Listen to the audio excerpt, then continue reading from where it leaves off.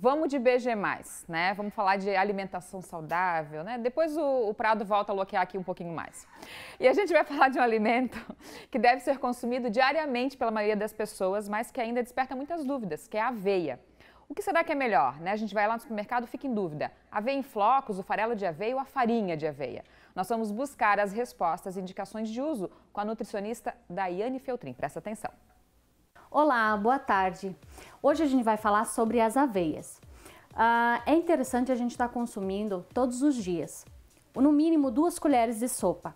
Só que muitas vezes quando a gente vai ao supermercado a gente fica na dúvida, né? Qual tipo escolher? O farelo, a em flocos ou a farinha? Então a gente vai agora saber a diferença entre cada uma delas. A aveia é indicada para pessoas que têm o colesterol alto, né, o colesterol LDL. Então é indicado justamente para baixar esse nível de colesterol e aumentar o colesterol bom. Para as pessoas que têm diabetes, que então tem que cuidar a questão do açúcar no sangue, né, manter um equilíbrio. E também é indicado para as pessoas que têm constipação intestinal, que têm problemas intestinais. Só que uma informação bem importante, não adianta a gente consumir aveia se a gente não consumir água, porque ele faz o efeito contrário.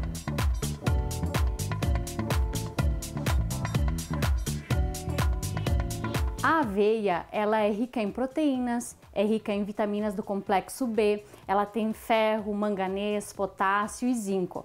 Em todos os tipos de aveia, esses minerais são encontrados, porém, a questão dos macronutrientes, que são a proteína, a fibra e também o carboidrato, diferem em cada uma delas. Então, a aveia em flocos, você imagine o grão inteiro prensado. Então, ele pode ser dividido em flocos grandes, em flocos médios e em flocos finos, dependendo da forma como ele é partido lá na indústria. Então a gente pode consumir a aveia em flocos em biscoitos, pode fazer no mingau, fica muito gostoso, pode ser utilizado em pães e bolos também. Em comparação com as outras aveias, a aveia em flocos, ela é praticamente igual ao farelo de aveia, porém ela é mais nutritiva do que a farinha de aveia, porque o grão é prensado, a gente não perde nenhum nutriente. Já a farinha de aveia, ela é utilizada da parte interna do grão, então ela tem menos proteína e mais carboidrato, e porém também menos fibra.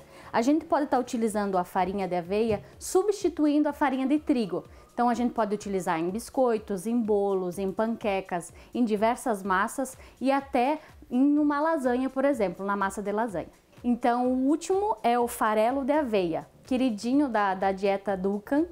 E também ele, há um tempo atrás, ele era descartado na indústria. Então, depois que observou-se melhor os nutrientes, as propriedades dele, ele virou o queridinho aí da alimentação saudável e da nutrição funcional. O farelo de aveia, ele é rico em beta-glucano, uma fibra solúvel que ajuda muito o nosso sistema digestivo, porque ele forma uma espécie de um gel que melhora, né, a saciedade, também melhora o trânsito intestinal, melhorando o índice glicêmico e também reduzindo o colesterol ruim, que é o LDL, e melhorando o colesterol bom, que é o HDL. O farelo de aveia, você pode utilizar ele nas frutas, principalmente, por causa da questão do açúcar da fruta, então ele ajuda a manter esse açúcar na corrente sanguínea. Você pode estar utilizando no iogurte e no café da manhã, por exemplo, em vez de você fazer uma crepioca em que você utiliza a goma de mandioca e o ovo, você substitui pelo farelo de aveia ou também aveia em flocos finos. Então ele vai te dar muito mais energia, muito mais fibras e muito mais saúde. Não são todas as pessoas que podem estar consumindo aveia, sabia disso? As pessoas que são celíacas devem muito bem analisar o rótulo antes de estar fazendo a aquisição da aveia, por causa da contaminação cruzada. Crianças menores de 6 meses também não é indicado a utilização e também pessoas que têm doença do intestino irritável também não é indicado a utilização da aveia. Na realidade, o glúten, ele não é presente naturalmente na aveia. O que acontece? Muitas vezes na própria indústria, ele acaba passando por máquinas que têm a farinha de trigo ou no próprio ambiente, por isso que ele acaba contendo glúten na composição. Então, na hora que for comprar a aveia, tem que olhar muito bem no rótulo do produto.